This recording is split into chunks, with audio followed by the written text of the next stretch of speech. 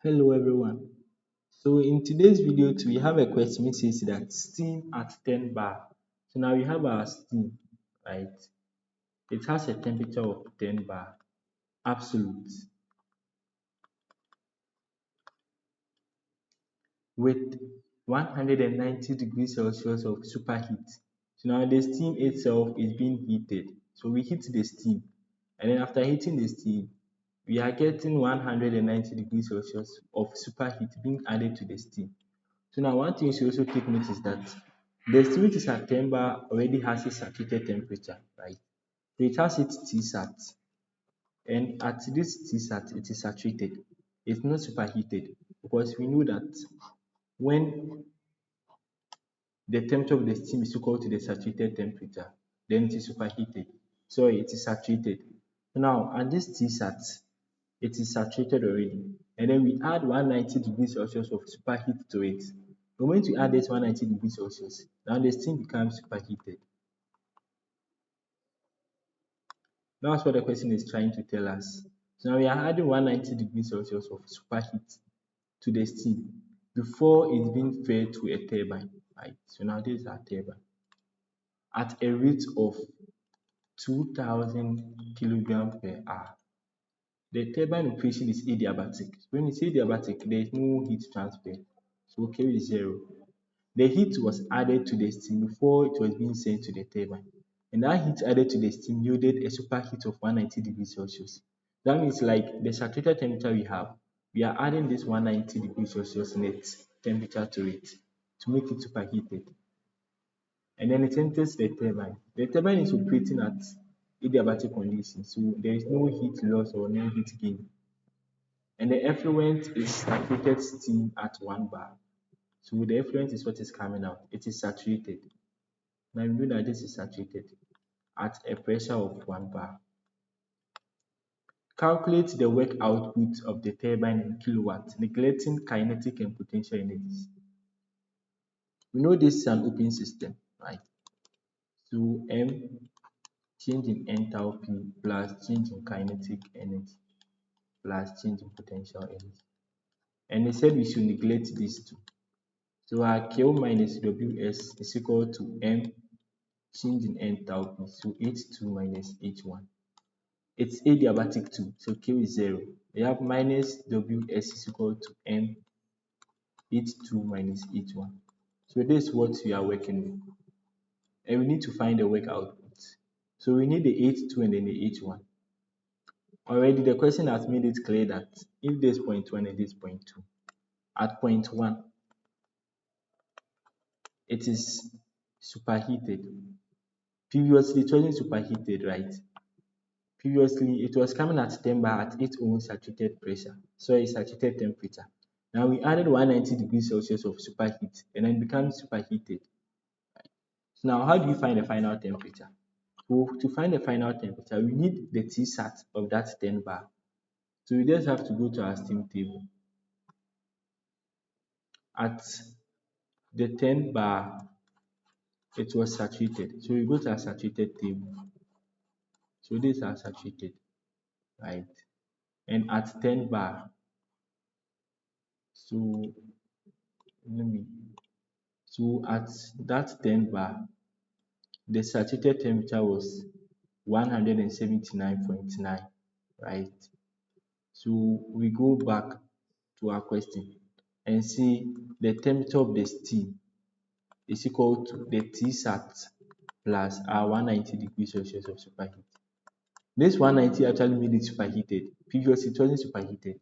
So the 179.9 plus 190 will give us the final temperature of the steam, which is the superheated steam, and that is 369.9 degrees Celsius.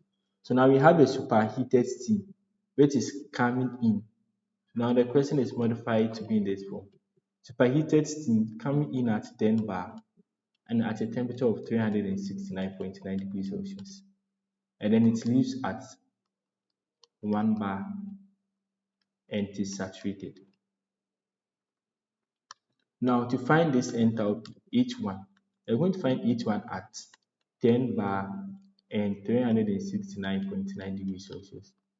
Now we know that it is superheated because if the Tsat is 179, but then the temperature here is 269, it is greater than that, so it is in this region, and that is superheated.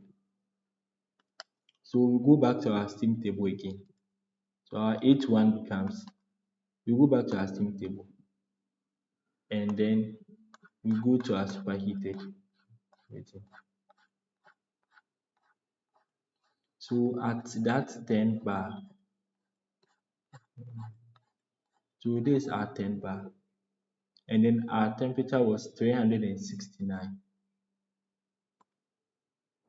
369, which is almost 370 degrees Celsius. So at that 10 bar, right, we need 300, but there is no 370 here. But then we have 350, and then we have 400, right? So we have to do interpolation. So there is 370 between them, and we have to do interpolation to get it. So now to do the interpolation, we need enthalpy, right? So we first have to read the enthalpy at 350, the enthalpy at 400, and then we'll use that to do our interpolation.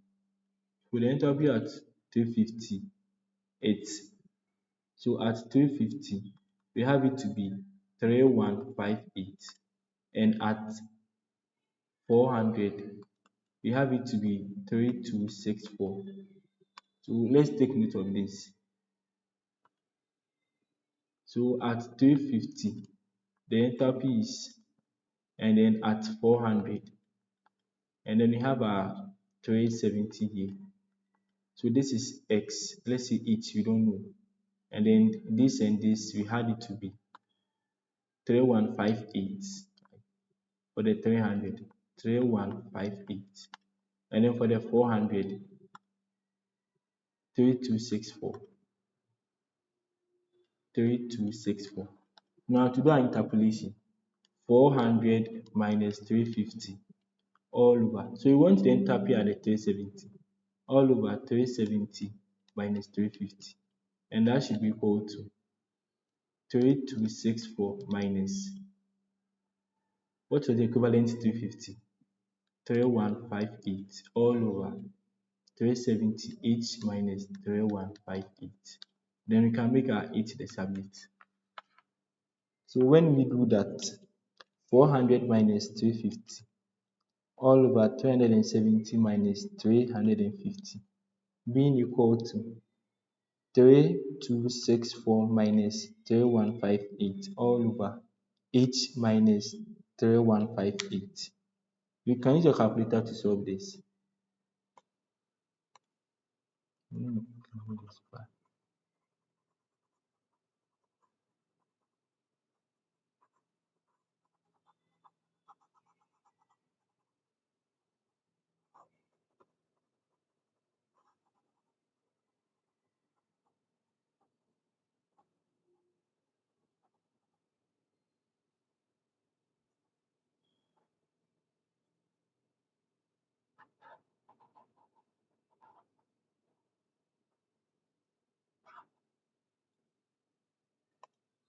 Right. So let's evaluate this portion. 450 minus 350. No, 400 minus 350 all over 370 minus 350. So that gives us 2.5 being equal to, and then evaluating 3264 minus 3158. You get 106 all over 8 minus 3158. So we can see that 8 minus 3158 is equal to 106 over 2.5. And then our h will be 106 over 2.5 plus 3158.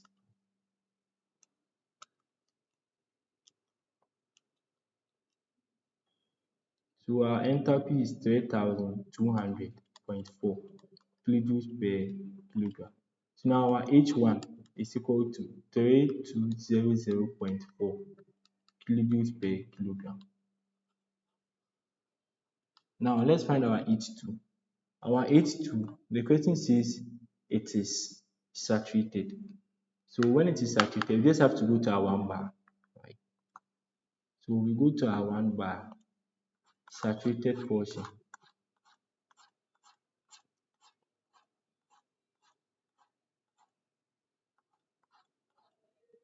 So at one bar, and then we read our Hg, right? Our Hg, and that is 2675. So H2 is 2675. In our previous video, I've already explained this about the steam table. So if you don't really get it, you can go back and then go and watch it. So we have minus Ws is equal to our mass flow rate 2000 kilogram per hour multiplying H2, which is 2675, this minus our H1 3200.4. Now, one thing is that we should have converted our mass flow rate into kilogram per second. Right? So we have to do that quickly. I guess by now we all know how to convert kilogram per hour to kilogram per second. So, so let me just add it to this. 1 hour is 3,600 seconds. So this hour divides this hour. And we are left with 2,000 kilogram divided by 3,600 seconds. All multiplying 2675 minus 3200.4.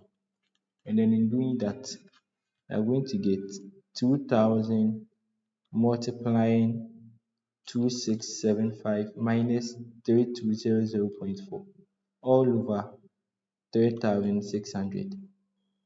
Right? So we get negative 291.9, and our negative Ws is equal to negative of that. Now what will be the unit of this? Because this is in kilojoules per kilogram and this is in kilogram per second, we are left with kilojoules per second. And then our Ws becomes 291.9 kilojoule per second or 291.9 kilowatts.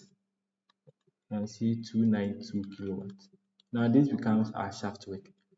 Now our shaft work here is positive, and then we know that we are calculating the work output of the turbine. That means work done by the system.